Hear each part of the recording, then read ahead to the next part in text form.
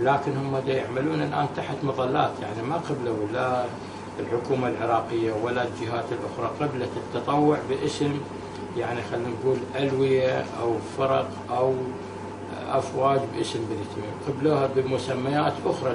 لماذا؟ والله هم المشرفين على الحشد الشعبي ما يحبون الجانب العشائري. لماذا؟ يعني هو اللي جاي من إيران ما يعترف بالعشائر أكيد. الله.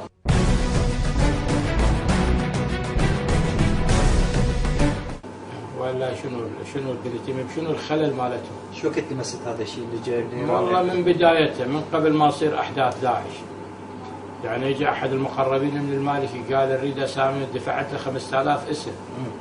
كان ماكو داعش. قلت له هذول يصيرون احتياطي لرئيس الوزراء وللقائد العام للقوات المسلحة، شو وقت ما يريدهم يذبهم بأي معركة يحتاج. اسمه وجسم موجودين. اسمه وجسم والقائمة موجودة، وانطيته إلى فلان من الناس، ما نريد نكشف الاسم مالته، واليوم يعني راحت الأسامي. وحتى ظلوا بني تميم كل شوية يخابرني، أبو الناصرية يخابر، أبو السماوة، أبو الديوانية، بغداد، شيخنا وين صارت الأسامي؟ جاهزين ترى احنا. ما صارت؟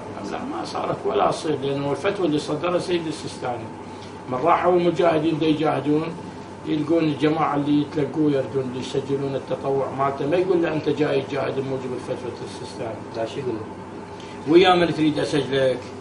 جيش المهدي، كتائب حزب الله، بالعصايب، بالبدر. هذا السؤال. ليش جاي يروح على هاي الأربعة من وجهة نظرك الشخصية؟ وجهة نظري جزء من تفتيت الجهد الشيعي وإذابة لفتوى المرجعية.